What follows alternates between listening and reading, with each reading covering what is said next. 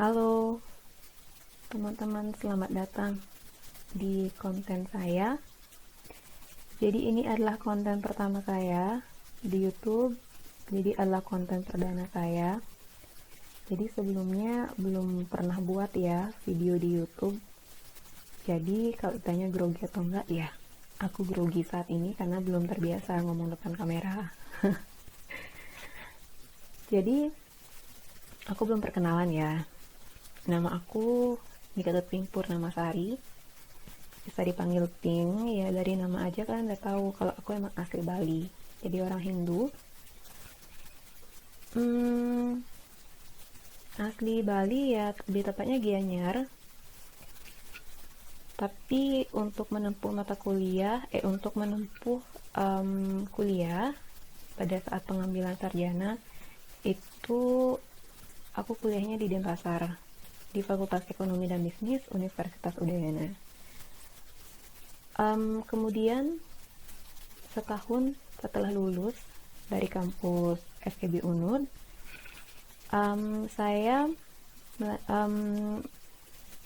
akhirnya saya menentukan untuk melanjutkan kembali di fakultas yang sama dan universitas yang sama.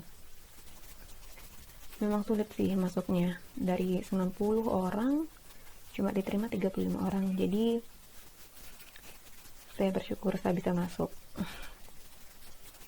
Nah, semester pertama ini saya diberikan tugas oleh salah satu pengempu dari mata kuliah MSTM di Fakultas Ekonomi dan Bisnis Universitas Udayana untuk membuat suatu analisis di pemerintahan. Analisisnya terdiri ada analisis jabatan, kemudian ada deskripsi jabatan, ada spesifikasi jabatan, sampai desain jabatan. Jadi di sini saya ditugaskan untuk menganalisis dari awal pemilihan presiden tahun lalu sampai pengundian nomor. Nah, pekerjaan apa saja yang ada dari awal pemilihannya itu ya sampai pengundian nomor. Tapi sebelum saya menganalisis itu, kalian masih ingat kan bagaimana proses pemilihan presiden dulu tahun yang lalu? Atau jangan-jangan kalian lupa? Tapi kalian ingat kan kandidat dari pemilu itu ada dua ya? Apa ada tiga ya? Ada tiga. Aduh, saya lupa. Jadi kandidatnya itu yang paling kuat itu adalah Jokowi. Ya, ada dua. Ada Jokowi dan juga ada Prabowo. Nah, aku nanya sama kalian inget apa enggak, malah aku yang lupa ya, lucu kali. Jadi ya, ada dua kandidat dan mereka ini, Jokowi sama Prabowo, itu sama-sama kuat. Jadi seingat aku dulu itu battle mereka berdua itu benar-benar sengit. Jadi benar-benar gimana ya bilangnya, benar-benar hebat banget karena antara dua kubu itu memiliki kekuatan yang sama. Tapi mohon maaf ya, soalnya saya take-nya di malam hari, jadi ada suara kodoknya, jadi mohon maaf. Ada background kodoknya dikit. Nah, lanjut ke topik. Di sini saya akan bahas mengenai analisis jabatan. Nah, analisis jabatan dari jabatan-jabatan yang ada dari awal pemilihan presiden dan wakil presiden sampai pengundian nomor awal pemilihan calon presiden wakil presiden, mohon maaf, sampai pengundian nomor dari calon presiden dan wakil presiden. Nah, dari rentang waktu ini tentu ada banyak divisi dan biro-biro yang bekerja, baik itu di balik layar maupun di depan layar.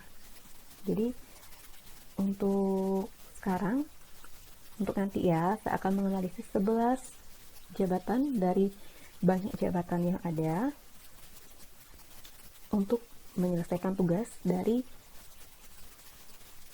manajemen sumber daya manusia IPA Sasaryana Universitas Udayana. Tapi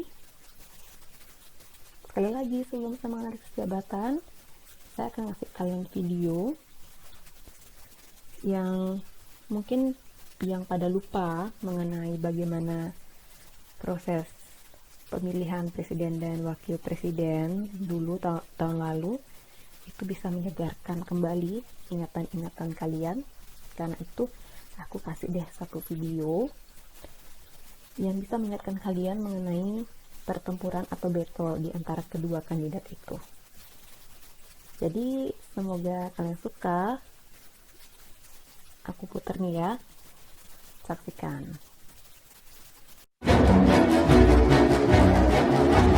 Epic rap battles of presidency.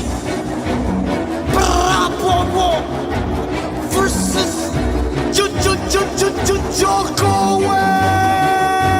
Rematch. Ini lagi, saya nggak percaya. Saya kagum dengan karakter Bapak. Tetap semangat, pantang menyerah. Walau Bapak tahu pasti akan kalah. 2004, 2009, 2014. Lah kok Pak Prabowo kayak nggak naik kelas? Jadi apa bedanya 2019? Mungkin kali ini kalahnya akan ikhlas. Pilihan wapres Anda Sandiaga, pengen meraih suara milenial dan ibu-ibu muda. Kalian pikir mereka milihnya akan galau? Mereka belum mendengar flow saya yang zaman now. Jokowi pasti kerja. Ya. Jokowi pasti menang. Prabowo Sandi sama sekali tidak ada kesempatan peluang. Jokowi pasti kerja. 2019 ganti presiden. 2019 ganti presiden. 2019 ganti presiden. 2019 ganti presiden. Bapak kerja untuk diri sendiri atau untuk negara? Apa gunanya undang influencer ke istana? Nge-vlog sama Ricis, foto bareng Atta. Bapak tahu nggak umur fans mereka berapa? Terima kasih JK telah mengabdi kepada bangsa.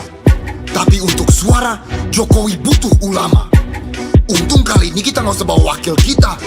Nanti rap battle ini malah jadi mengheningkan cipta. Saya memang pantang menyerah untuk bangsa. Tidak seperti Bapak, semua kerjaan untuk TKA. Pak Jokowi tinggal 6 bulan, jangan sakit urus negara. Nih BPJS, ngantri lo sana.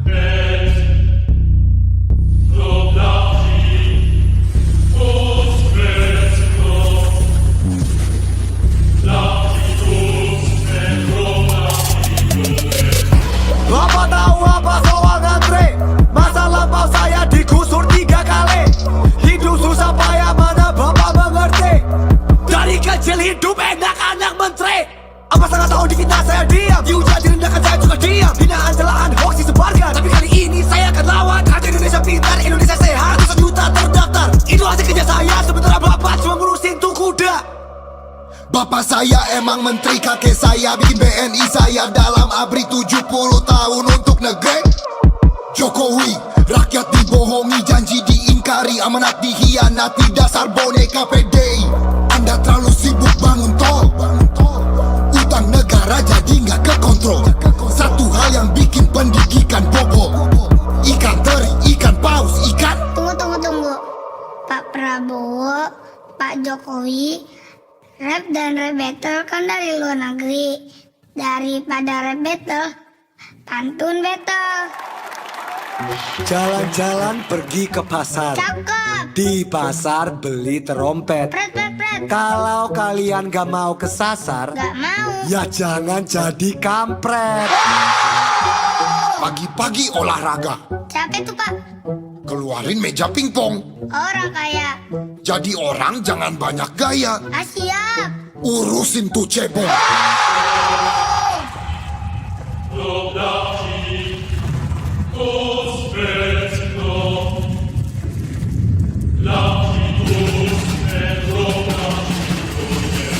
Cebong, kampret, beginikah sekarang Indonesia?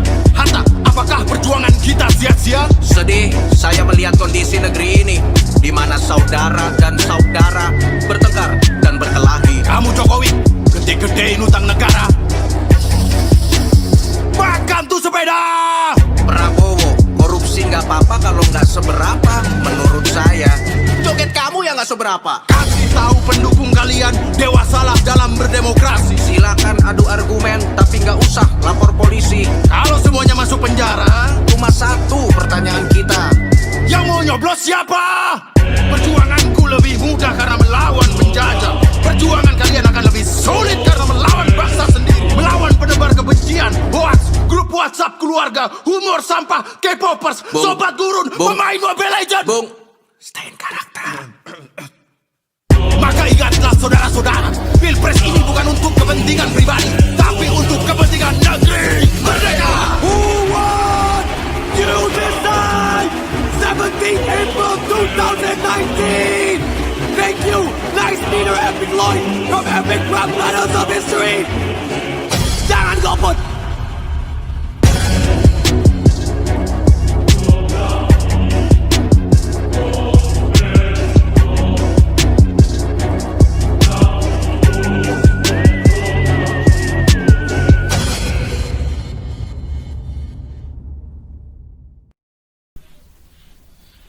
Jadi gimana videonya? Udah bisa membuat kalian mengingat masa-masa pemilu tahun lalu nggak? Pemilu 2019 ya. Videonya asik ya, tentang rap battle gitu.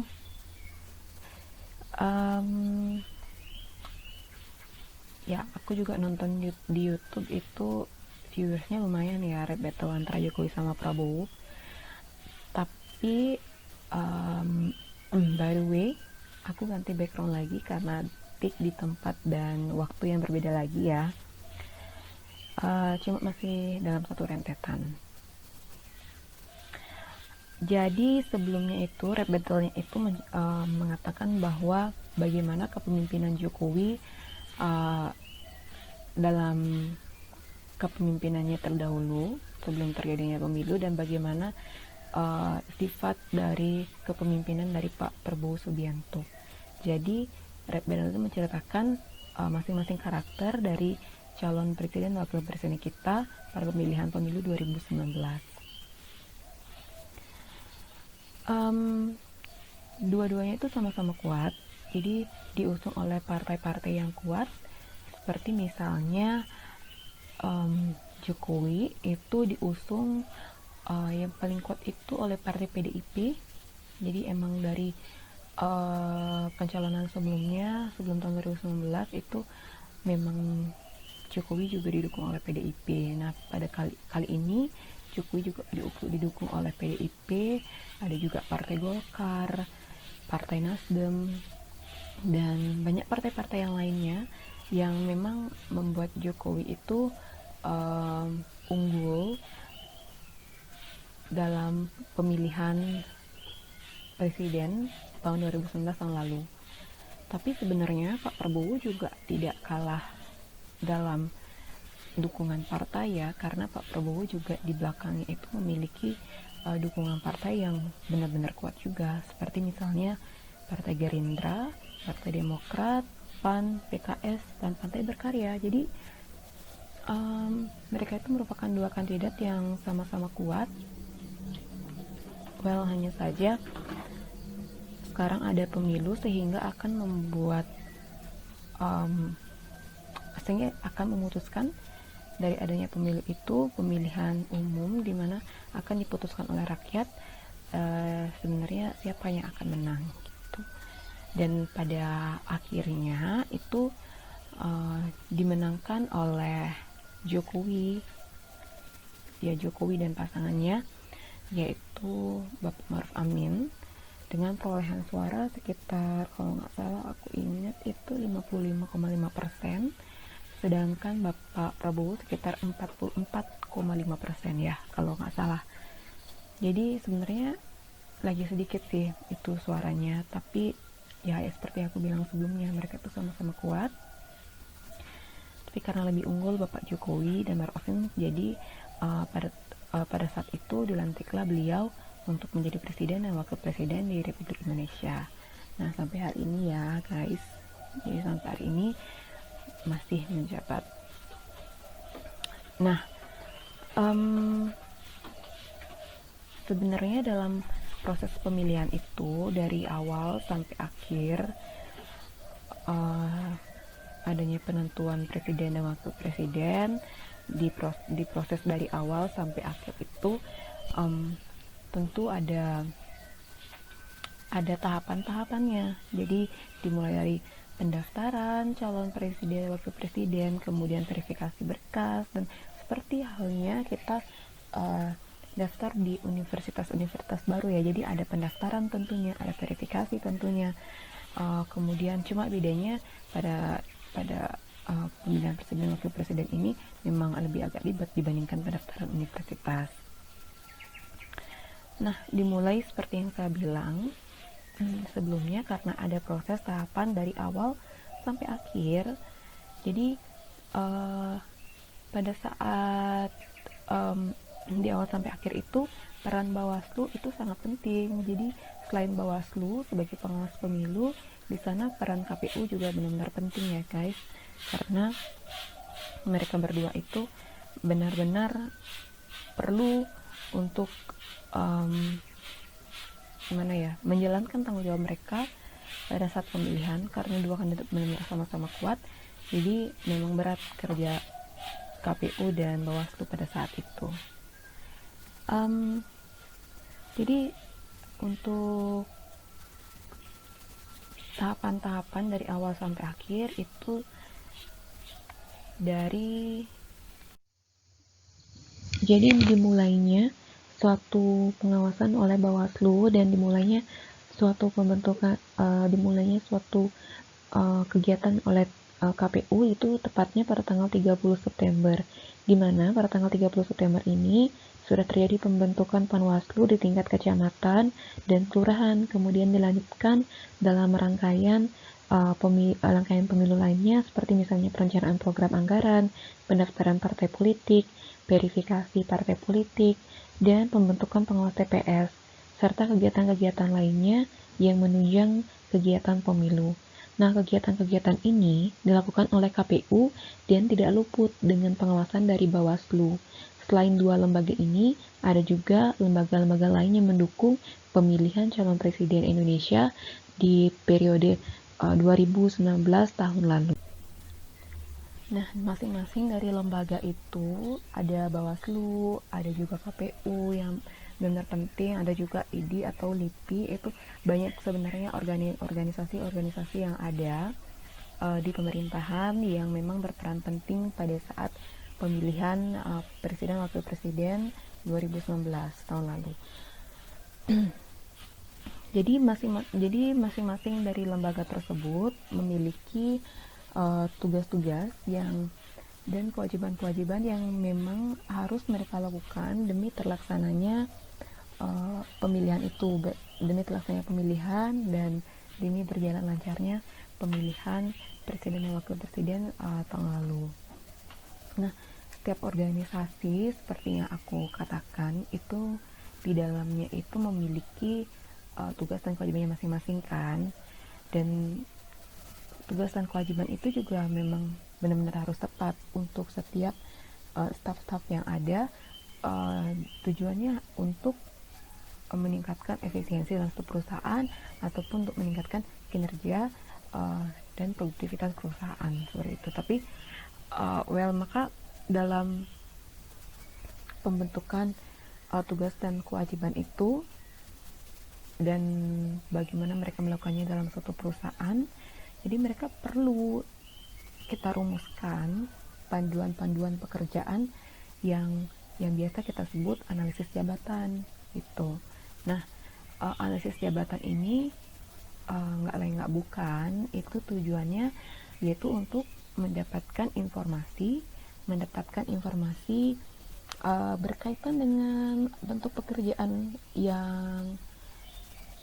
yang orang, atau berkaitan dengan bentuk pekerjaan seseorang yang memang dibutuhkan di dalam suatu jabatan, di suatu, baik itu nirlaba, pemerintahan maupun bisnis, seperti itu. Nah, job analysis ini orang-orang juga sering menganggapnya sebagai fondasi, jadi sebagai sebagai awal dari sistem sumber daya manusia dalam suatu organisasi. Nah, analisis jabatan ini seperti yang saya bilang fondasi, jadi itu adalah langkah awal pada hampir seluruh fungsi personalia organisasi, baik itu bisnis, nirlaba, dan pemerintah. Jadi implementasi dari analisis jabatan ini, setelah saya cross check di internet, itu dalam instansi pemerintahan, analisis jabatan yang dilakukan oleh instansi pemerintahan itu diatur dalam peraturan Menpan RB nomor 33 tahun 2011. Nah, dalam penyusunan formasi melalui analisis jabatan ini, kita akan mendapatkan informasi secara detail dan valid, secara detail dan benar dan valid mengenai jabatan apa saja sih yang benar-benar dibutuhkan oleh suatu organisasi pada saat organisasi tersebut berjalan, gitu. Nah, dengan penyusunan formasi yang baik dan valid ini, maka proses penerimaan, rekrutmen, dan seleksi juga akan dipermudah dengan adanya analisis jabatan ini, gitu. Jadi pada saat perusahaan akan mencari seseorang yang cocok, tidak hanya perusahaannya, pemerintah atau perusahaan mencari seseorang yang cocok dalam jabatan tersebut, pada saat rekrutmen atau seleksi, itu analisis jabatan itu benar-benar penting dalam hal itu. Nah, dan itu tuh dipermudah karena pada saat mencari pegawai atau mencari calon pekerja, itu cukup dengan mencocokkan kualifikasi mereka atau kualifikasi jabatan yang dibutuhkan pada saat itu oleh pemerintah atau oleh suatu organisasi, dicocokkan dengan yang dimiliki oleh calon pelamar.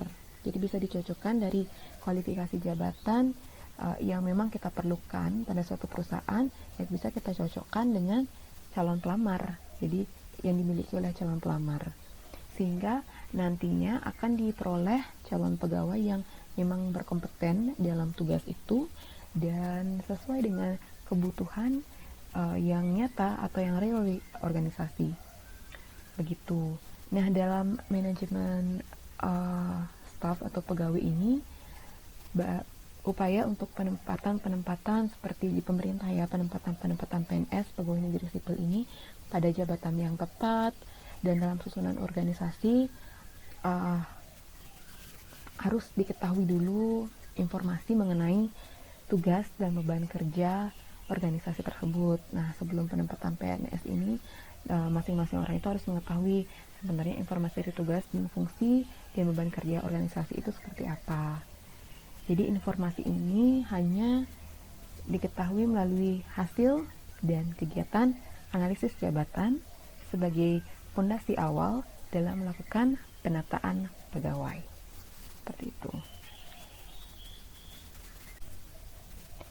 Nah, tadi kan aku jelasin mengenai analisis jabatan itu seperti apa, dan memang benar-benar penting. Analisis jabatan itu memang benar-benar penting untuk ada dan merupakan fondasi dan langkah awal dari sistem sumber daya manusia di dalam suatu organisasi. Nah, dalam menganalisis jabatan itu, ini merupakan topik yang akan saya bicarakan untuk selanjutnya di video ini. Dan saya akan berusaha untuk menganalisis jabatan yang ada dari awal. Nah, apa sih hubungan dari awal saya menjelaskan kepada kalian pemilu tahun 2019 dan sampai sekarang, dan saya juga sekarang ini menjelaskan mengenai analisis dari jabatan-jabatan itu.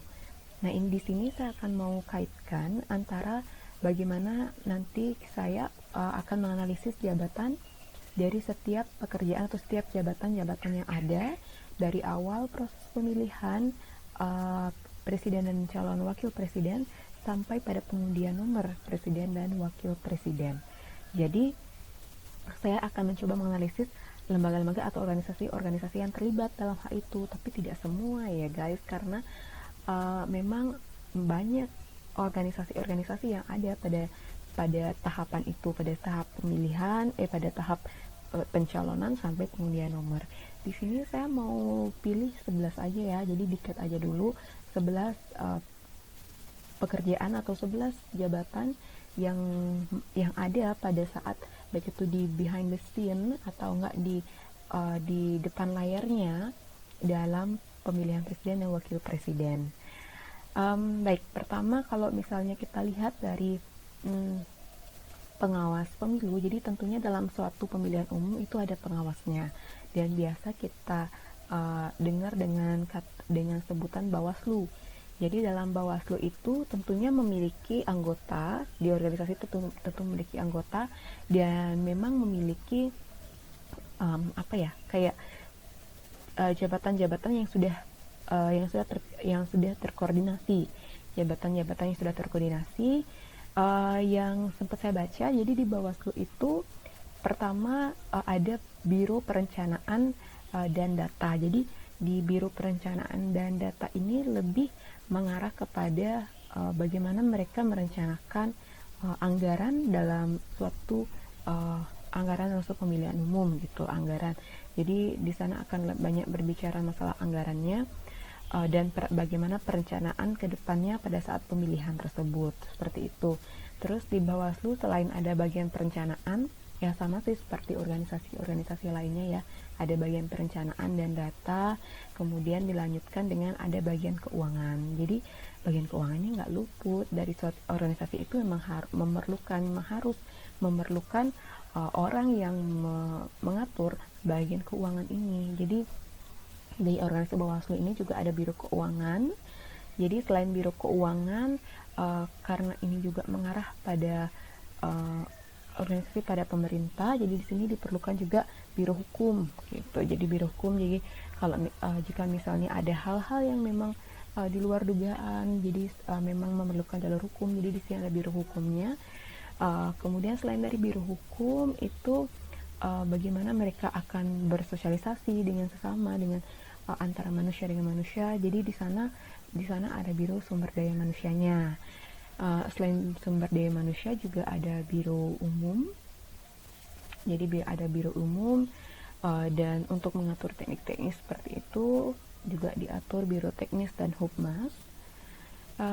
Selain Biro Teknis dan Humas juga ada pengaturan mengenai Biro Logistik.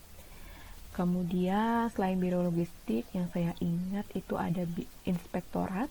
Jadi ada Inspektorat. Jadi ada 8 jabatan yang ada pada Bawaslu ya. Terus sisanya lagi 3, karena di sini saya akan menganalisis 11 jabatan.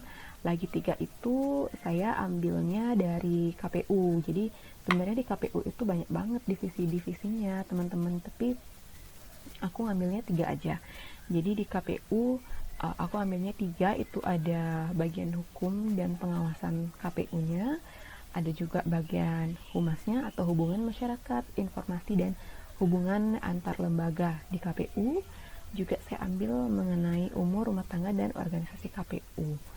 Jadi itu udah 11 jabatan yang nanti akan saya analisis jabatannya, sehingga nanti kita akan dapat mendeskripsikan pekerjaan mereka, dan kemudian dari deskripsi pekerjaan itu kita dapat juga mengarah pada spesifikasi jabatan, sehingga nanti kita dapat mendesain jabatan tersebut, seperti itu.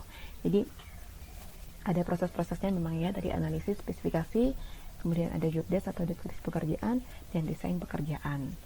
Jadi 11 jabatan ini akan saya analisis, satu-satu akan saya pilah dari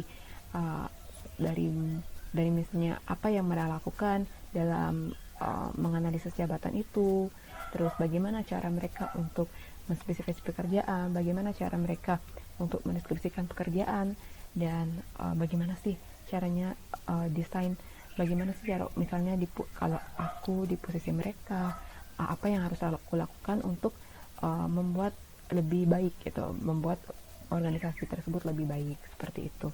Jadi akan saya coba nanti analisis satu-satu ya, saya pilih. Jadi saya akan analisis sekarang nih. Baik, pertama yang saya lakukan sekarang adalah apa yang mereka jadi jawaban pertama yang akan saya jawab itu adalah dari pertanyaan, yaitu apa yang mereka lakukan dalam menganalisis jabatan tersebut. Oke, dari 11 jabatan itu apa yang mereka lakukan dalam menganalisis jabatan. Nah, seperti yang saya tahu ya, jadi ada tiga proses, ada tiga proses yang dilakukan pada saat menganalisis jabatan, yaitu pengumpulan data, kemudian pengolahan data, dan verifikasi data. Nah, ketiga proses ini pasti akan dilakukan dalam suatu organisasi untuk menganalisis suatu jabatan.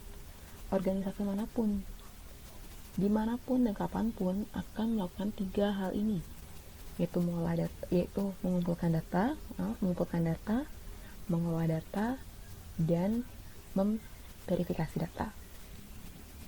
Nah, pertama yang mereka lakukan dalam menganalisis jabatan itu adalah mengumpulkan data. Jadi dari mana mereka mendapatkan data-data tersebut? Jadi data-data itu dapat didapatkan dari proses yang pertama, ada proses wawancara.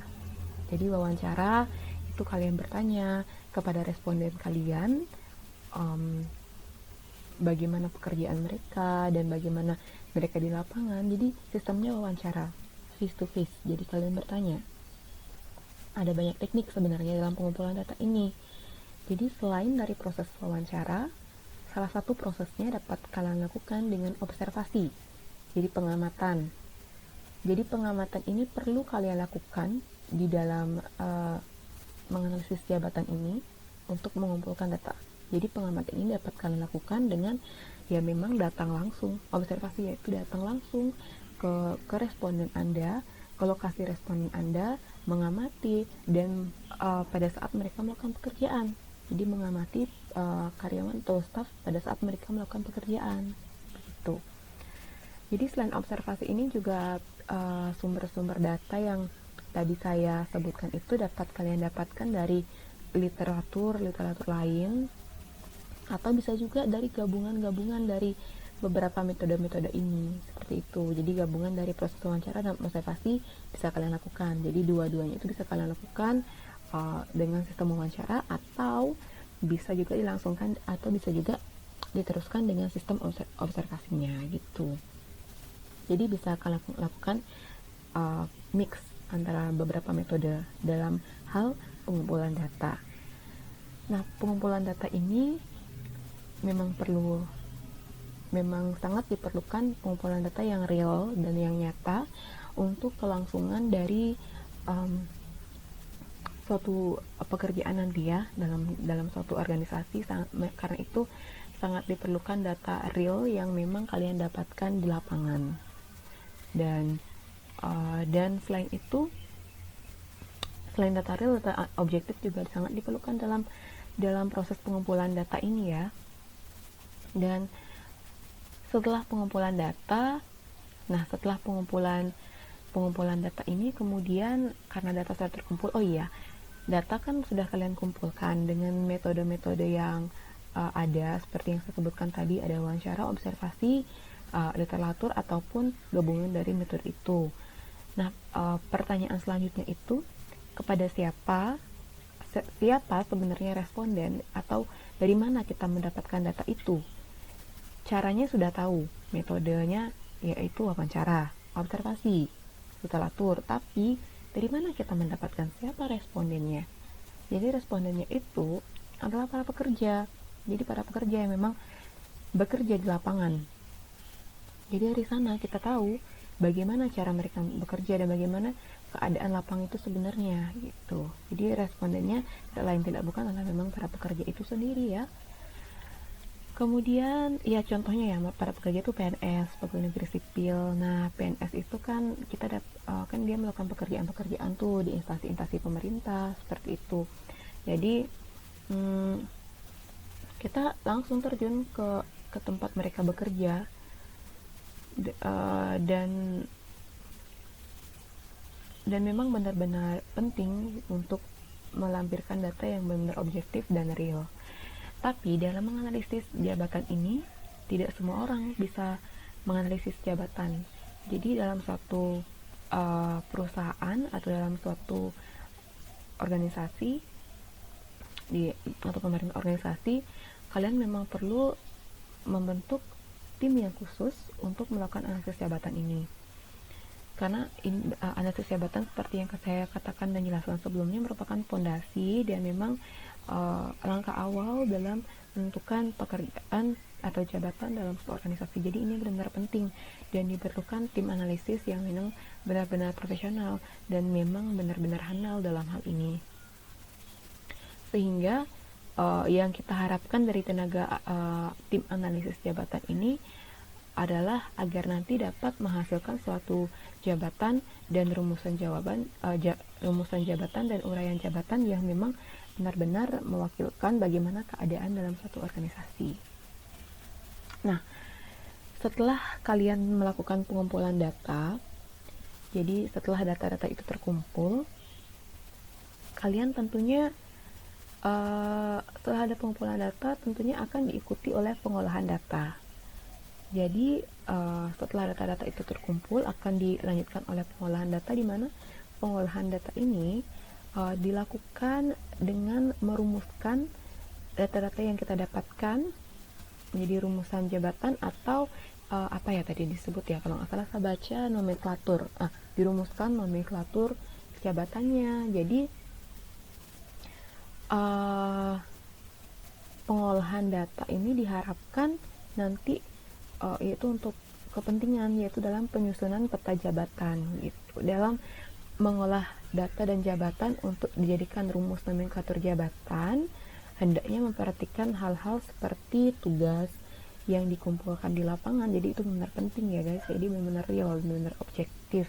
Kemudian tugas yang sudah dikelompokkan dan dirumuskan uraian jabatannya, kemudian diberilah nama jabatan. Biasanya ya dalam satu jabatan itu terdapat 5-12 tugas yang memiliki 15-12 tugas yang berada dalamnya, yang dimana satu tugas dengan tugas lainnya itu berkaitan. Jadi benar-benar berkaitan prosesnya, memiliki proses yang berkaitan dan memiliki proses yang jelas, dan dia serasi, jadi sejajar dan wajar seperti itu. Kemudian setelah kita mengumpulkan data dari metode observasi dari responden kita, dari pekerja pemerintah, kemudian kita mengolah data menjadi rumusan-rumusan jabatan atau nomenklatur jabatan. Kemudian setelah data dirumuskan, kita akan memverifikasi data tersebut. Nah, memverifikasi data ini itu dilakukan dengan kita menyerahkan data yang sudah kita kumpulkan dan sudah kita nomenklatur, sudah kita analisis, buat daftar analisisnya itu kita serahkan kepada pimpinan tim atau kepada pimpinan organisasi itu agar mengkoreksi atau mengklarifikasi dari analisis yang sudah kita lakukan. Begitu juga di pemerintah juga sama kok. Jadi mereka mengumpulkan data.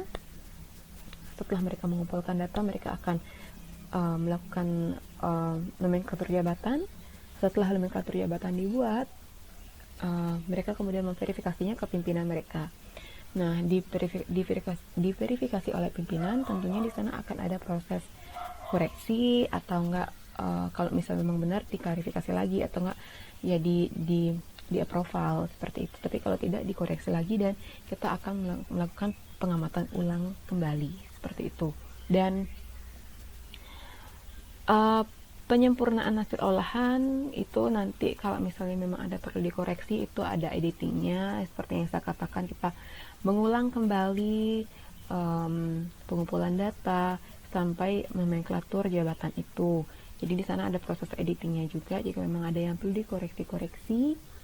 Kemudian penyempurnaan hasil data ini, setelah data ini sempurna, diharapkan nanti kemudian dapat dipresentasikan ke pimpinan instansi nanti. Setelah adanya editing dan koreksi tadi, dapat dipresentasikan kembali. Kemudian setelah presentasi ini kemudian diikuti oleh pengesahan. Jadi pengesahan hasil jabatan, di mana di pemerintah itu biasanya menerbitkan surat keputusan. Jadi seperti itu.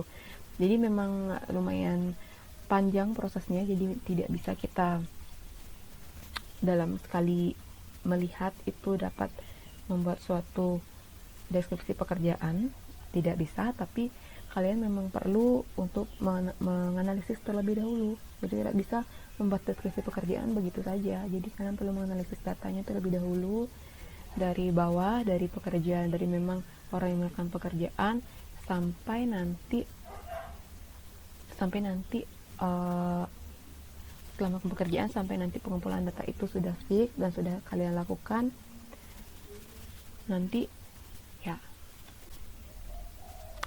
Nah, tadi kan aku udah menganalisis mengenai jabatan yang ada. Nah, 11 jabatan itu, proses analisis jabatannya, how did they do the analysis, itu sama ya, dari pengumpulan data sampai nanti ada nomenklatur jabatan ya, sampai nanti ada verifikasi dan pengesahan dan dikeluarkanlah surat keputusan. Nah, setelah menganalisis jabatan itu akan setelah kita menganalisis jabatan, baru kita akan bisa melakukan deskripsi pekerjaan. Nah, deskripsi pekerjaan ini merupakan dokumen. Jadi tadi analisis jabatan itu kan informasi. Jadi deskripsi pekerjaan ini dalam bentuk dokumen. Nah, setelah menganalisis akan dibentuklah sebuah dokumen, di mana dalam dokumen itu akan di sana terdapat tugas, ada juga kewajiban dan ringkasan jabatan, ada juga waktu dilakukan analisis jabatan. Jadi itu terangkum dalam satu dokumen yang disebut dengan deskripsi pekerjaan. Dan deskripsi pekerjaan dari masing-masing lembaga ini berbeda-beda ya, dari Bawaslu sampai KPU. Bawaslu sendiri itu juga memiliki divisi-divisi yang berbeda, dan KPU juga memiliki divisi-divisi yang berbeda. Dan tentunya perbedaan divisi ini memiliki tugas, kewajiban, dan jabatan yang berbeda-beda. Jadi apa aja sih perbedaan pekerjaan dari mereka, dari divisi-divisi dalam Bawaslu dan divisi-divisi di dalam KPU? Jadi apa aja sih perbedaannya? Jadi how did they describe the job? Jadi bagaimana cara mereka untuk mendeskripsikan pekerjaannya? Pertama akan saya bahas pekerjaan yang pertama, yaitu adalah Biro Perencanaan dan Data. Itu bagaimana ya cara mereka bagaimana apa aja deskripsi pekerjaan atau bagaimana aja penjabaran pekerjaan mereka di sana. Jadi Biro Perencanaan dan Data di dalam Bawaslu itu mempunyai tugas untuk menyusun rencana, menyusun program, menyusun anggaran juga, kerjasama antar lembaga, penelitian, pengembangan, pengolahan data dan informasi, serta monitoring dan evaluasi. Jadi itu merupakan tugas dari Badan Biro Perencanaan dan Data dalam Bawaslu. Dalam melaksanakan tugas tersebut, sebagaimana yang dijelaskan itu masuk dalam pasal 24, Biro Anggaran itu melaksanakan kerjasama antar lembaga. Jadi dalam melaksanakan tugas ini dalam pasal disebutkan bahwa Biro Perencanaan ini kerjasama antar lembaga, kemudian melakukan penelitian dan pengembangan organisasi dan sistem pemilu, melaksanakan pengolahan data dan informasi, melaksanakan monitoring dan evaluasi dalam pelaksanaan urusan tata usaha Biro. Jadi dalam pemilu dia penting ya, karena dia ini melakukan penelitian dan pengembangan organisasi dalam sistem pemilu. Jadi benar-benar ada kaitannya. Bentar ya guys, aku minum dulu nih.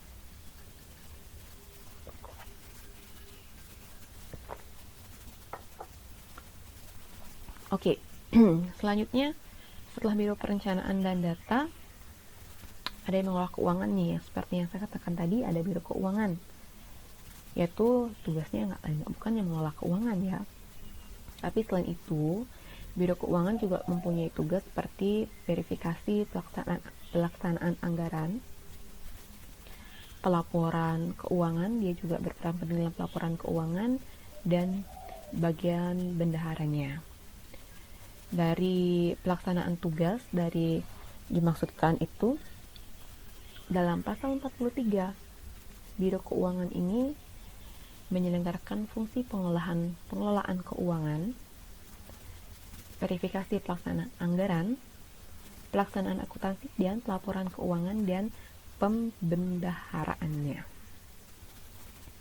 Nah, setelah ada yang merencanakan dalam suatu Bawaslu, kemudian dilanjutkan dengan adanya anggaran-anggaran, kemudian akan di mana anggaran tersebut juga diatur oleh bendahara, di mana di sini Biro Keuangan yang memiliki tugas dan kewajibannya. Kemudian dalam menyusun rancangan peraturan di KPU, karena kan ini Bawaslu ini kan untuk pengawas pemilu ya, pengawas KPU. Dan dalam merancang susunan peraturan KPU, itu Biro Hukum memiliki tugas dan kewajibannya. Jadi di sini Biro Hukum itu benar-benar penting dalam organisasi Bawaslu ini, karena dia yang menyusun rangkaian peraturan-peraturan untuk KPU. Jika memang ada sengketa, jadi ada penyelesaian sengketa dalam Biro Hukum ini, dan penyuluhan, ada peraturan perundang-undangan yang berkaitan dengan penyelenggaraan pemilu, ada upgrade peraturan dan lain sebagainya, atau pengkajian administrasi hukum pemilu, dokumentasi dan informasi hukum, serta ketatausahaan dari Biro Bawaslu, dari Biro ini. Nah, pelaksanaan tugas sebagaimana ini dimaksud dalam pasal 62, yaitu Biro Hukum dalam Bawaslu ini menyelenggarakan fungsi seperti penyiapan, penyusunan anggaran peraturan KPU, sengketa hukum, pelaksanaan administrasi hukum peserta pemilu, penyusunan dokumen dan informasi hukum, dan pelaksanaan urusan dan tata usaha Biro. Nah, memang benar-benar penting ya guys ya, Biro Hukum itu dalam satu organisasi, apalagi Biro Hukum ini benar-benar penting dalam urusan dalam pemilu, dalam peraturan-peraturan yang akan diberikan oleh Bawaslu kepada KPU. Jadi benar-benar penting di sini. Nah, selain dari Biro Hukum, setelah kita mengarah dari hukum, tentunya di sini perlu biro yang mengurus urusan tata usaha, kearsipan di Bawaslu, protokol keamanan di lingkungan KPU seperti apa. Nah, tugas ini dilaksanakan oleh Biro Umum. Dalam melaksanakan tugas sebagaimana yang dimaksud dalam pasal 81, Biro Umum menyelenggarakan fungsi pengelolaan urusan tata usaha, pengelolaan urusan persidangan, pengelolaan urusan keamanan, pengelolaan urusan rumah tangga. Jadi di sini kita sudah bahas 4 biro guys di Bawaslu. Jadi totalnya ada sekitar 9 kalau nggak salah ya. Jadi baru 4 yang saya bahas di sini, ada Biro Umum, Biro Hukum, Biro Perencanaan, dan Biro Keuangan. Selanjutnya yaitu ada Biro Sumber Daya Manusia. Jadi ini benar-benar penting, SDM ini benar-benar penting dan merupakan fondasi dari seluruh pelaksanaan dalam suatu organisasi. Nah, Biro Sumber Daya Manusia ini mempunyai tugas yaitu melakukan perencanaan kebutuhan pegawai di dalam Bawaslu, pengadaan sumber daya manusianya, mutasi karyawan, disiplin, pendidikan, dan pelatihan, serta tata laksana SDM berdasarkan peraturan perundang-undangan yang berlaku di lingkungan Sekretariat Jenderal KPU, Sekretariat KPU Provinsi, dan Sekretariat KPU Kabupaten. Dalam melaksanakan tugas sebagaimana yang dimaksud dalam pasal 100, jadi Biro Sumber Daya Manusia menyelenggarakan fungsi di mana perencanaan kebutuhan dan pengadaan sumber daya manusia, pelaksanaan urusan mutasi pegawai, kedisiplinan pegawai, pelaksanaan bagaimana pendidikannya nanti, kemudian rekrutmen, dan akan melakukan pelatihan seperti apa nanti kepada pegawainya, dan pembinaan sumber daya manusia tentunya, penyusunan tata laksana sumber daya manusia, dan pelaksanaan urusan ketetausahaan biro dan kesejahteraan pegawai. Jadi tanpa ada Biro Sumber Daya Manusia ini susah juga ya dalam suatu organisasi, karena bagaimana kita merekrut karyawan jika tidak ada biro ini, ya kan? Bagaimana juga kita melakukan pelatihan kepada karyawan kalau tidak ada yang memang mengurusi biro ini. Jadi benar-benar semua biro sebenarnya benar-benar penting ya. Jadi harus memiliki kaitan satu dengan yang lainnya. Kemudian setelah Biro Sumber Daya Manusia, di sini akan saya jelaskan Biro Teknik dan Hupmas. Jadi Biro Teknik dan Hupmas. Hupmas ini panjangannya itu Hubungan Partisipasi Masyarakat. Jadi Hupmas, Hubungan Partisipasi Masyarakat. Mempunyai tugas menyiapkan pedoman dan petunjuk teknis serta bimbingan teknis dan supervisi dalam penyelenggaraan pemilu anggota, ya seperti presiden dan wakil presiden tentunya ya, kepala daerah juga, DPR gitu. Dalam melaksanakan tugas bagaimana yang dimaksud dalam pasal 119 dari Biro Teknis dan Hupmas ini memiliki fungsi itu melakukan beberapa fungsi dalam biro ini, yaitu bimbingan teknis, supervisi, verifikasi dan administrasi penggantian antar waktu dan pengisian pasca pemilu di daerah pemekaran, penyiapan publikasi, dan sosialisasi informasi pemilu. Tuh, Biro Teknis ini sosialisasi informasi pemilu, Biro Teknis yang melakukannya. Peningkatan partisipasi masyarakat dalam penyelenggaraan pemilu, pelaksanaan urusan tata usaha, dan rumah tangga biro. Kemudian ada Biro Logistik.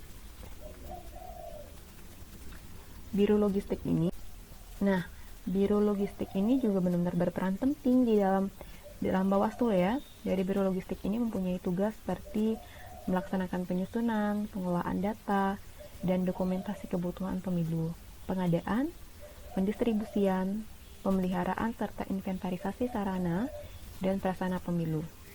Dalam melaksanakan tugas sebagaimana yang dimaksud dalam pasal 138, Biro Logistik menyelenggarakan fungsi penyusunan pengelolaan data dan dokumentasi kebutuhan sarana pemilu, penyusunan alokasi barang, pelaksanaan pengadaan barang kebutuhan pemilu, penyimpanan dan pemeliharaan barang kebutuhan pemilu, penyaluran dan pendistribusian barang kebutuhan pemilu, pemeliharaan dan inventarisasi sarana dan prasarana pemilu, dan pelaksanaan urusan tata usaha biro.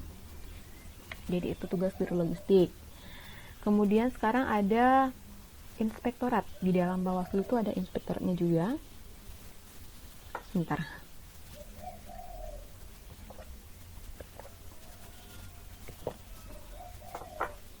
Jadi inspektorat ini adalah unsur pengawasan yang memang berada di bawah dan bertanggung jawab kepada Sekretariat Jenderal KPU. Inspektorat dipimpin oleh inspektur, namanya juga inspektorat, mempunyai tugas di mana melaksanakan pengawasan di lingkungan Sekretariat Jenderal KPU, Sekretariat KPU Provinsi, dan Sekretariat KPU Kabupaten. Nah, dalam melaksanakan tugas sebagaimana yang dimaksud dalam pasal 158, Inspektorat menyelarakan fungsinya yaitu menyusun rencana program pengawasan serta petunjuk teknis pelaksanaan pemeriksaan. Pelaksanaan pemeriksaan terhadap kepegawaian, keuangan dan perlengkapan, kegiatan operasional pemilu. Jadi inspektor ini benar-benar penting dalam kegiatan operasional dalam pemilu dari awal sampai pengundian sampai pemilihan. Pelaksanaan pengujian, penilaian pemeriksaan dan kebenaran laporan. Jadi inspektorat ini benar-benar berperan penting di dalam pemilu. Kemudian, nah itu sudah bagian-bagian dari Bawaslu. Itu tadi udah aku sebutin, ada 8 ya kalau nggak salah ya guys ya, ada 8 bagian-bagian. Itu ada Biro Perencanaan dan Data tadi, ada Biro Hukum, ada Biro Umum, ada Biro Sumber Daya Manusianya, ada Biro Keuangannya, ada Inspektoratnya, ada Biro Logistiknya. Kemudian sekarang kita akan lanjut ke KPU, di mana KPU ini memiliki banyak divisi. Cuma di sini saya akan menjelaskan 3 dari banyak divisi itu. Jadi ada pertama divisi Perencanaan, Keuangan Umum dan Rumah Tangga KPU.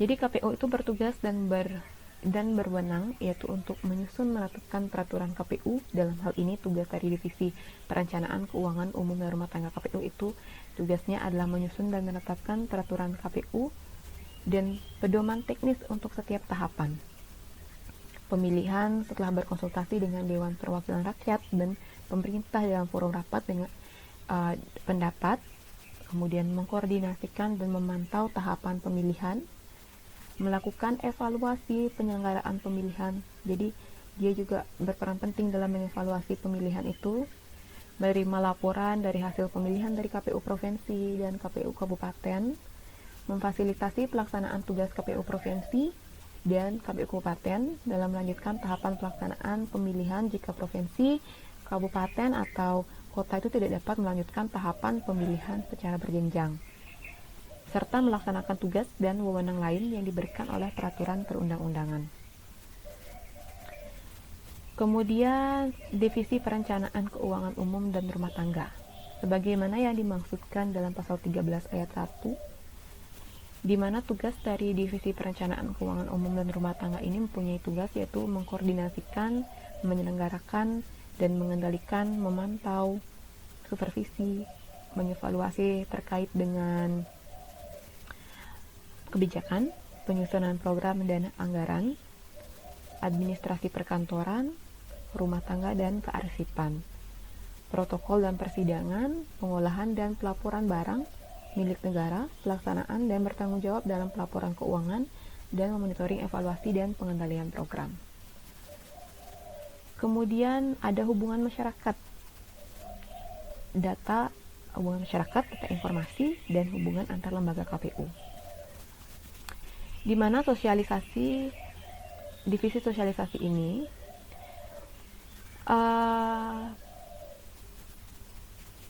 berhubungan dengan pendidikan pemilih, partisipasi masyarakat sebagaimana yang dimaksudkan dalam pasal 13 ayat 1, di mana mempunyai tugas untuk mengkoordinasikan, menyelenggarakan, mengendalikan, memantau, dan mengevaluasi terkait dengan kebijakan, sosialisasi kepemiluan, partisipasi masyarakat, dan pendidikan pemilih. Selain itu, tugas dari hubungan masyarakat, data informasi, dan hubungan antar lembaga KPU ini adalah mempublikasikan kehumasan, kampanye pemilu dan pemilihan, kerjasama antar lembaga, dan pengelolaan dan penyediaan informasi publik.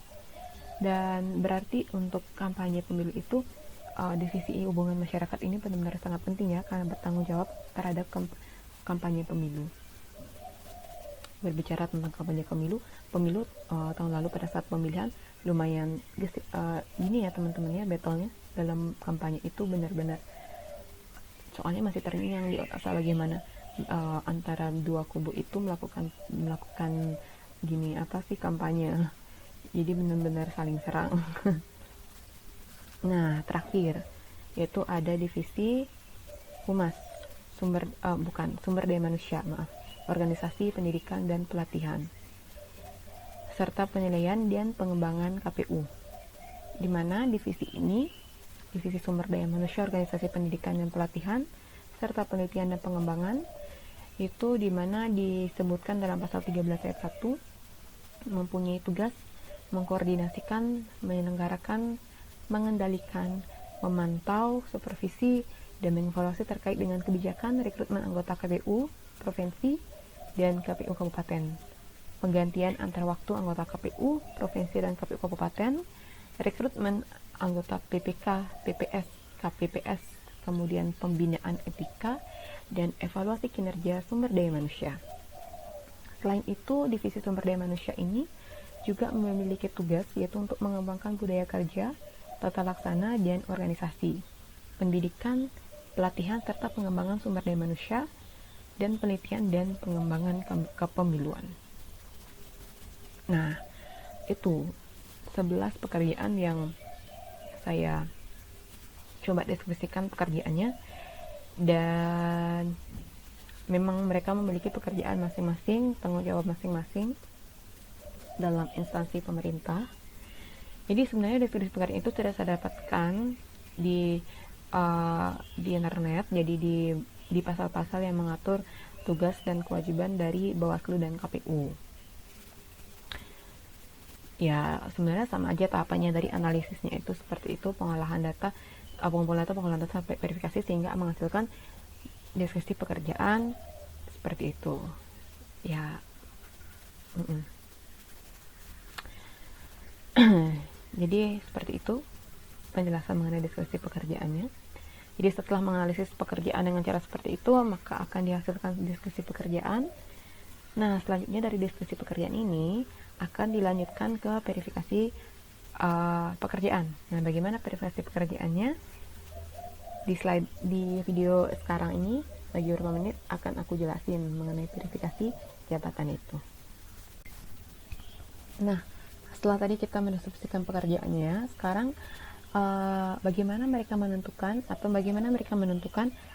orang yang akan bekerja dengan mereka, orang yang akan bekerja untuk melaksanakan tanggung jawab organisasi tersebut. Jadi di sini akan berlaku yaitu spesifikasi pekerjaan. Nah, sebagian besar dari anggota Bawaslu dan KPU itu berasal dari lulusan sarjana hukum. Dari ketua Bawaslu yang sekarang sampai divisi-divisi yang ada itu didominasi oleh lulusan sarjana hukum. Jadi rekrutmen ini, jadi bagaimana sih mereka tuh memutuskan untuk siapa yang harus dipilih atau direkrut di dalam perusahaan ini, yaitu kembali lagi ke konsep spesifikasi jabatan. Jadi setelah kita mengetahui deskripsi jabatan itu, setelah kita mengetahui job desk-nya, kita akan mencari seseorang yang memiliki keterampilan sesuai dengan job desk tersebut. Jadi kita akan mencari kompetensi seseorang yang memang mampu untuk mengemban tugas dan tanggung jawab itu. Nah, seperti yang saya katakan tadi, di Bawaslu itu memiliki banyak lulusan sarjana hukum. Jadi mungkin memang karena sarjana hukum memang mempelajari lebih banyak mengenai ke arah politik ya. Jadi lebih banyak ke sarjana hukumnya. Di mana perekrutan ini dilakukan, kalau tidak salah yang saya jelaskan itu sepertinya dari perekrutan pegawai negeri sipil ya, pegawai dari PNS. Jadi itu perekrutannya memang memerlukan tes yang lumayan berat di dalam masuk dalam PNS ini. Jadi memang benar-benar diperlukan usaha yang gigih untuk dapat masuk, untuk dapat menjadi pegawai negeri sipil di Indonesia ini. Nah, keanggotaan dari Bawaslu ini tentunya terdiri dari Bawaslu dan KPU ya, tentunya terdiri dari kalangan yang memang profesional dalam keahliannya itu, yaitu dalam hal hukum, yang memang juga mempunyai kemampuan dalam melakukan pengawasan. Jadi Bawaslu ini merupakan badan pengawas. Jadi di sini mereka itu memutuskan untuk merekrut orang-orang yang memang pintar di dalam pengawasan. Itu satu. Dan mereka juga, karena Bawaslu ini adalah organisasi yang mengawasi pemilu, maka orang-orang di dalam organisasi ini harus lepas terhadap partai politik. Jadi tidak boleh condong ke partai politik ini atau condong ke partai politik yang lagi satu. Jadi di sini karena sebagai pengawas pemilu, posisinya di sini harus netral. Jadi jika ingin masuk atau mereka ini memutuskan untuk mereka karyawan yang memang lepas dari partai politik. Nah, selain dari memang kalangan profesional, dari sarjana hukum, terus juga pintar dalam pengawasan, ahli dalam pengawasan, sampai mempunyai tidak merupakan salah satu anggota partai politik. Jadi itu yang dipilih oleh Bawaslu atau KPU di dalam pemilihan anggotanya. Nah, keanggotaan dari Bawaslu ini terdiri dari individu yang memang memiliki pengetahuan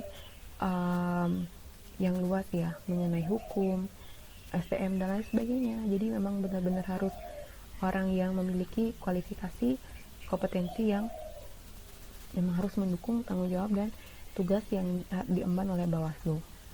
Jadi anggota Bawaslu ini ada sekitar 5 orang yang terdiri ketua dan ketua-ketua divisinya. Ketua Bawaslu sendiri itu dipilih oleh anggotanya sendiri, anggota Bawaslu, dan masa keanggotaan Bawaslu ini sekitar 5 tahun terhitung dari pengucapan sumpah. Jadi apa aja sih syarat dari, misalnya seperti apa saja sih syarat dari pengawas di TPS gitu. Jadi di Bawaslu ini membuat klasifikasi yang memang mencari orang yang ahli dalam klasifikasi tersebut. Misalnya syarat dari pengawas di TPS misalnya kan. Nah, di mana orang yang dicari itu memiliki, yaitu mengundurkan diri dari jabatan politiknya, jabatan di pemerintah, di BUMN pada saat pendaftaran itu. Habis itu tidak pernah dipidana atau dipenjara, itu sangat penting ya. Jadi tidak mempunyai riwayat jelek, artinya riwayat dapat masuk penjara atau menjadi napi selama 5 tahun atau lebih. Itu memang salah satu persyaratan. Kemudian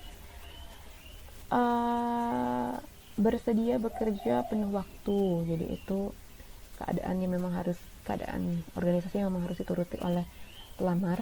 Kemudian bersedia tidak menduduki jabatan politik, jabatan di pemerintah, di BUMN seperti yang saya katakan tadi.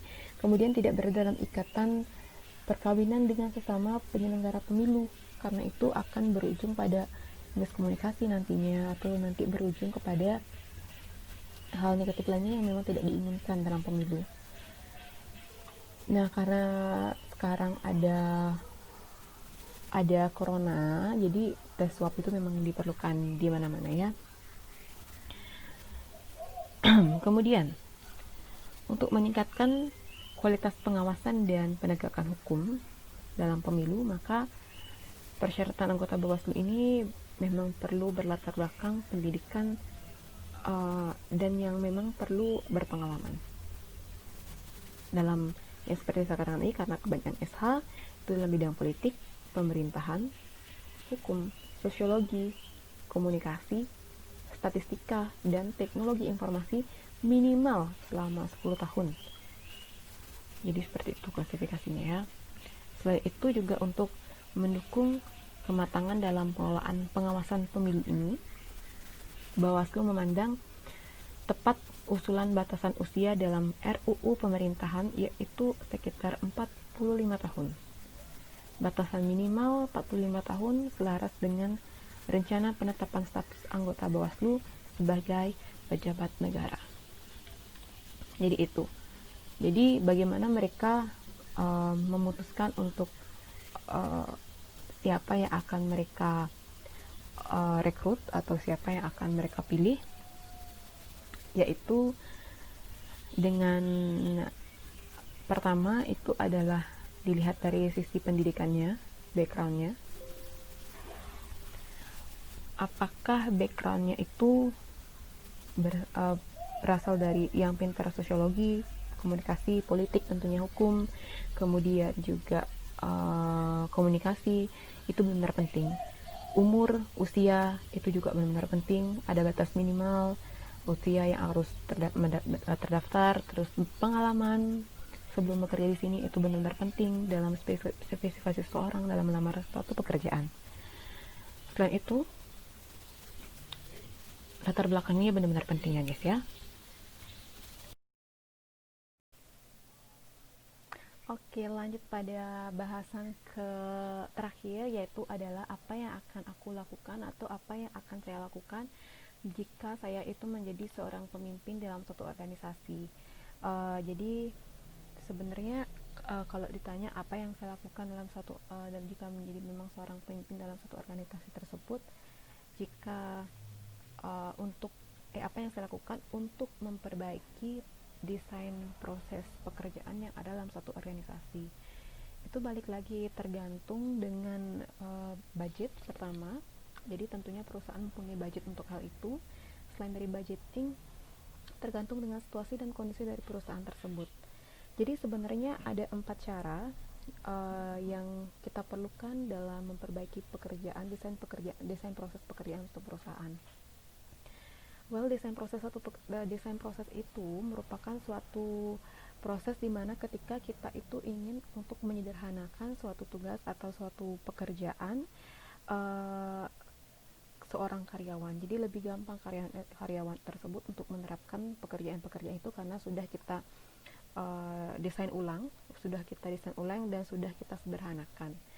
Jadi lebih gampang untuk dimengerti oleh setiap karyawan. Jadi misalnya kalau saya di posisi seorang pemimpin di perusahaan tersebut, jadi saya akan melakukan 4 cara. Jadi ini tergantung lagi dari situasi dan kondisi ya.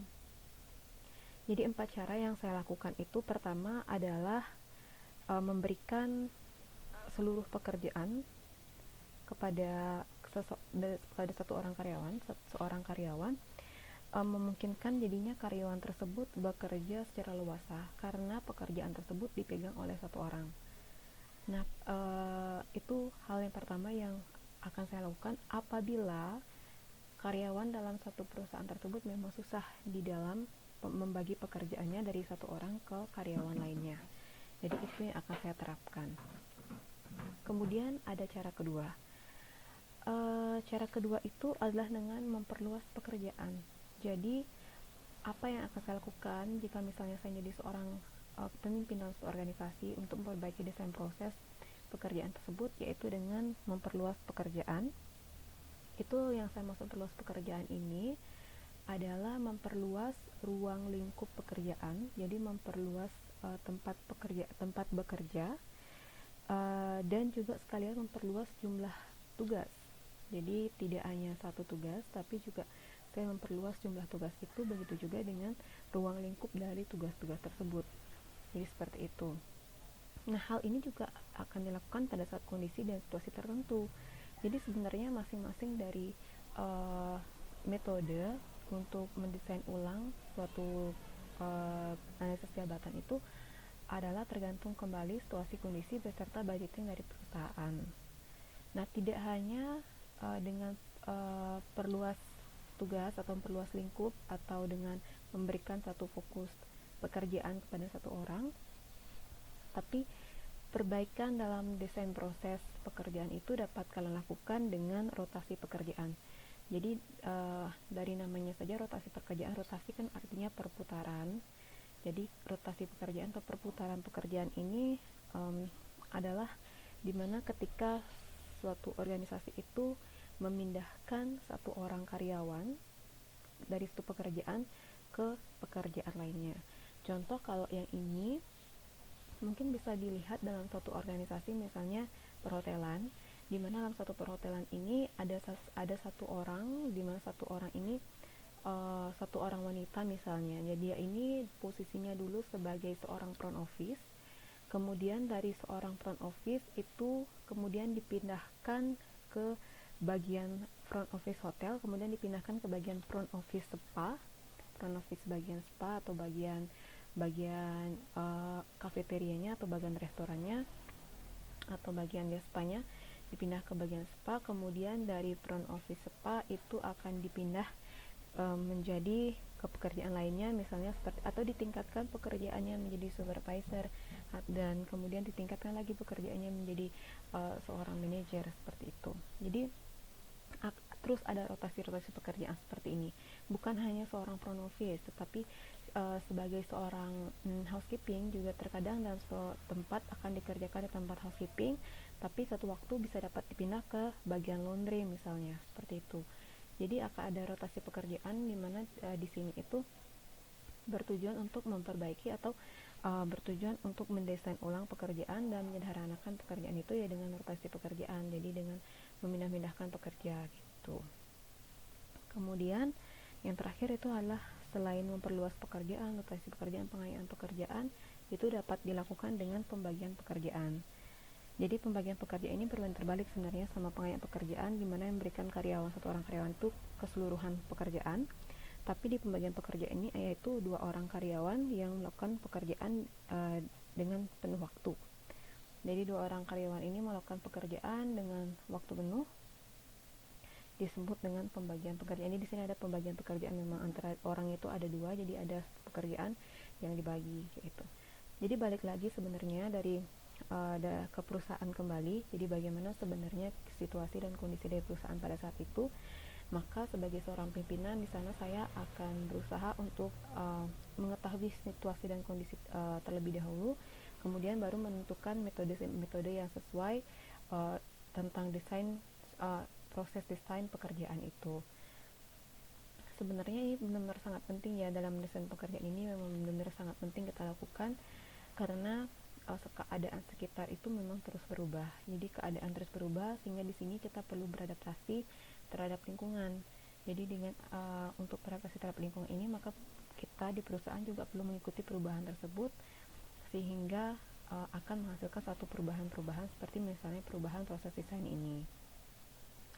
Kemudian untuk dalam satu desain pekerjaan ini memang sangat penting kita terapkan di akhir dari memang sangat penting kita terapkan pada saat misalnya seperti mengevaluasi pekerjaan tersebut gitu. Jadi dari awal sampai akhir dari proses analisis jabatan itu adalah mendesain dari jabatan itu sendiri.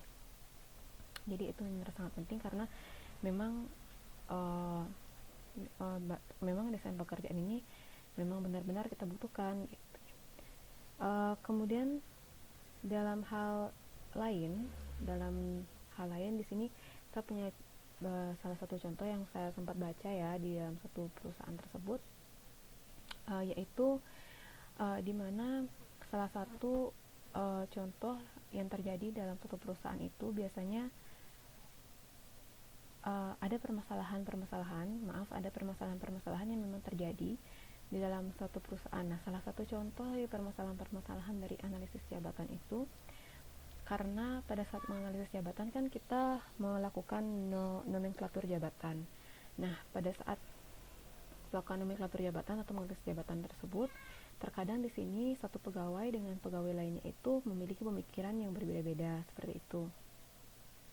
Nah, salah satunya itu kan eksklusivitas peran. Jadi di mana terjadinya pada saat pegawai yang diberikan tugas untuk memangku jabatan tertentu seolah inisiatifnya itu menurun. Jadi seolah ada penurunan inisiatif untuk terlibat dan aktif dalam kegiatan di luar jabatan yang diembannya. Jadi dia itu terlalu fokus pada satu jabatan yang memang kita kasih kepadanya, tapi dia itu tidak terlalu peduli dengan pekerjaan di luar jabatannya itu, seperti itu. Jadi mereka seolah-olah berasumsi bahwa kontribusi yang harus diberikan kepada organisasi itu hanya sebatas pada urian tugas yang ada pada jabatan yang diembannya. Jadi sebenarnya banyak yang seperti itu. Jadi tidak hanya di pemerintahan, tetapi juga terkadang di perhotelan itu juga nggak terkadang tapi sering ya, di perhotelan itu sering jadi seperti itu.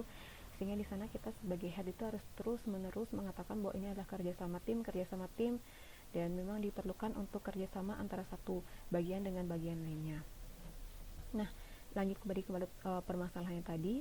Jadi mereka itu berasumsi bahwa apa sih kontribusi yang diembannya sekarang itu penting, dan untuk di luar jabatannya itu dia itu tidak terlibat karena dianggap bukan menjadi tugas pokok dari jabatannya sehingga tidak selayaknya untuk dikerjakan. Nah, kondisi ini seolah mengidentifikasikan bahwa dengan proses analisis jabatan yang memunculkan nomenklatur jabatan tertentu dengan kualifikasi dan tugas tertentu telah melahirkan ego sektoral dari masing-masing pegawai di pemangku jabatan.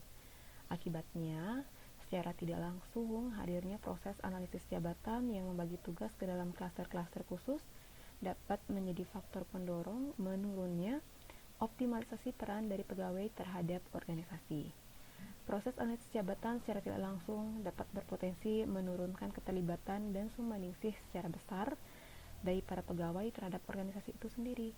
Nah, para pegawai dengan kompetensi tinggi yang seharusnya dapat mengerjakan beragam tugas pekerjaan atau multitasking bagi organisasi telah terkondisikan menjadi kurang optimal karena seolah terstimulan untuk hanya mengerjakan pekerjaan yang sesuai saja dengan tugas pokok jabatannya. Nah, para pegawai dengan kompetensi tinggi yang seharusnya dapat mengerjakan beragam tugas pekerjaan atau multitasking bagi organisasi, dia telah terkondisikan menjadi kurang optimal karena setelah terstimulan untuk hanya mengerjakan pekerjaan yang sesuai saja atau linear dengan tugas pokok jabatannya.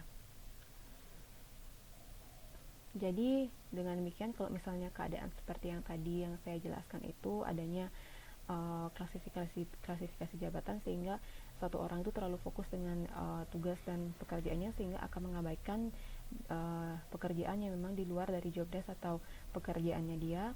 Jadi jika kondisinya demikian tidak dapat dikelola secara tepat, maka secara tidak langsung itu akan merugikan sebenarnya dari performa organisasi itu sendiri.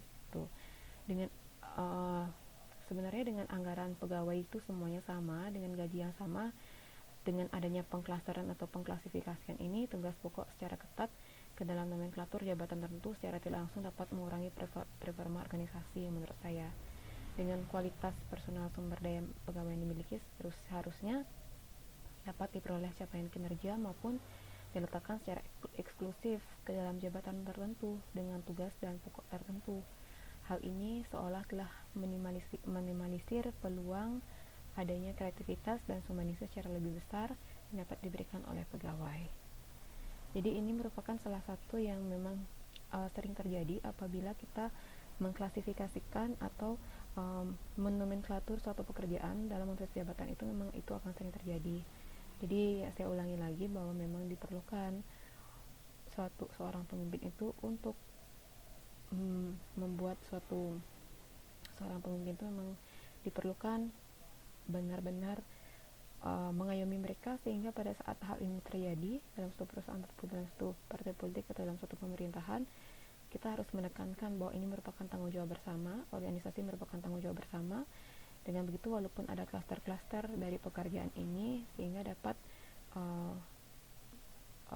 dirangkul secara bersama, jadi dapat dikerjakan bersama antara satu divisi dengan divisi lainnya, itu dapat bekerja sama sehingga di sini akan menimbulkan keharmonisan dalam suatu perusahaan atau dalam suatu pemerintahan. Tidak hanya keharmonisan tapi juga akan dapat meningkatkan kinerja dan performa di dalam suatu perusahaan, dapat meningkatkan produktivitas perusahaan. Nah, maka dari itu sangat penting bagi kita untuk tetap mengontrol setiap SDM yang ada sebagai seorang head atau sebagai seorang pemimpin, karena bagaimanapun setelah kita walaupun kita memberikan deskripsi pekerjaan kepada mereka dan tugas dan kewajiban, jadi kita perlu mengontrol kembali apakah mereka sudah melaksanakan deskripsi pekerjaan tersebut sehingga itu akan dapat meningkatkan nilai dari perusahaan. Oke, jadi ini adalah akhir dari video kali ini. Jadi aku sudah mencoba untuk menganalisis pekerjaan yang ada di pemerintahan. Nah, dari pemilihan dan pencalonan presiden dan wakil presiden tahun 2019 tahun lalu sampai pengundian nomor presiden dan wakil presiden tahun 2019 tahun lalu. Nah, di situ saya sudah menganalisis jabatan, diawali dengan menganalisis jabatan, kemudian menghasilkan deskripsi pekerjaan, kemudian adanya spesifikasi pekerjaan, dan desain proses pekerjaan itu sendiri. Nah, di dalam awal sampai akhir, dari awal pemilihan presiden dan wakil presiden ini sampai pengundian nomor ini, di mana banyak lembaga yang berperan dalam hal ini, dari lembaga Bawaslu, KPU, LIPI, ataupun ID, Ikatan Dokter Indonesia, dan banyak lembaga-lembaga lainnya yang memang berperan penting baik itu di behind the scene ataupun di depan layar dari pemilihan tersebut. Akan tapi di sini saya memilih 11 jabatan yang memang benar-benar menurut saya itu benar yang saat referensinya lumayan banyak di internet. Jadi itu yang saya pakai 11 jabatan itu. Nah, dari 11 jabatan itu yaitu saya pakai di Bawaslu sebanyak 8 jabatan dan lagi 3 itu di KPU. Nah, di Bawaslu itu banyak ada divisi-divisi seperti misalnya Biro Perencanaan Data, Biro Keuangan, Biro Hukum, ada juga Biro Logistik, Ekspektorat, ada juga Biro Humas, dan di bagian KPU juga ada bagian humasnya, Biro Sumber Daya Manusianya, dan Biro Hukumnya. Jadi banyak banget lembaga-lembaga yang ada di dalam dari awal sampai akhir, dari awal sampai pengundian nomor itu. Nah, 11 jabatan itu sudah aku sebutin.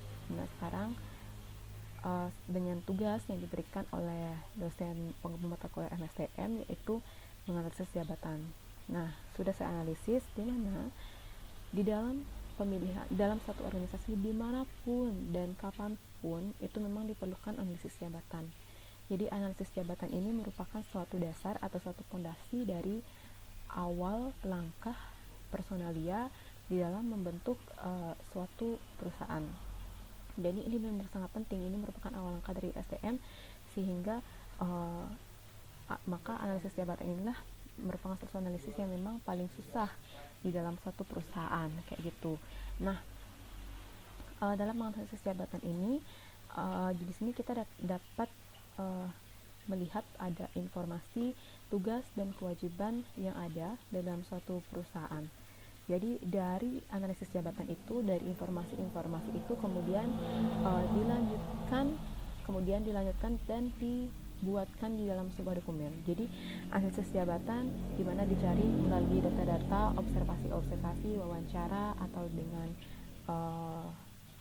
juga dengan literatur lainnya dicari, sehingga akan di dalam analisis jabatan itu akan memuat sebuah informasi tentang pekerjaan, tanggung jawab, dan tugas dari tugas jabatan tersebut. Nah, kemudian data-data ini diolah dan dinomenklatur, diklasifikasikan.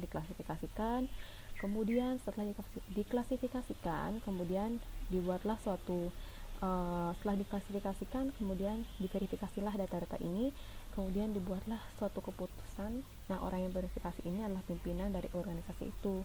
Kemudian setelah diverifikasi, dibuatlah suatu keputusan, surat keputusan mengenai jabatan tersebut. Nah, surat keputusan ini yang berbentuk dokumen itu disebut dengan deskripsi jabatan atau job desk. Jadi deskripsi jabatan ini memuat tugas-tugas, tanggung jawab, waktu analisis, ataupun jenis jabatannya, seperti nama jabatannya apa. Jadi memuat dalam kertas atau dokumen tersebut. Nah, dari dokumen ini menjadi panduan dari setiap karyawan untuk melaksanakan tugasnya di suatu perusahaan atau suatu instansi atau suatu organisasi tempatnya bekerja. Jadi kayak gitu. Kemudian dalam pemilihan seseorang yang memang cocok, kemampuannya yang memang pas untuk mengerjakan deskripsi jabatan di dalam sebuah dokumen ini, diperlukanlah spesifikasi jabatan. Jadi spesifikasi jabatan ini di mana kita ingin memerlukan seseorang yang memang benar-benar perlu untuk melakukan pekerjaan-pekerjaan yang sudah tercantum dalam deskripsi pekerjaan ini. Nah, dalam spesifikasi jabatan ini sangat diperlukan orang-orang yang memang berpengalaman di bidangnya. Contohnya seperti di pemerintah itu kita sangat memerlukan orang-orang yang memang sudah berpengalaman di dalam yang sudah memang berpengalaman dan berpendidikan. Nah, misalnya seperti di Bawaslu itu kita memerlukan orang-orang yang memang sudah berpendidikan dan memiliki kemampuan dalam pengawasan, karena di sana di Bawaslu itu lebih banyak dalam pengawasan. Jadi lebih memiliki kemampuan untuk pengawasan. Selain itu juga berpendidikan tinggi, seperti misalnya menguasai pendidikan seperti misalnya komunikasi, ideologi, kemudian hukum, politik, hubungan internasional dan lain sebagainya. Jadi itu harus benar dikuasai oleh seseorang. Klasifikasi jabatan yang memang diumurkan. Selain itu juga usia seseorang juga sangat menentukan dalam jabatan ini. Jadi ada batas minimal dan maksimalnya seperti itu.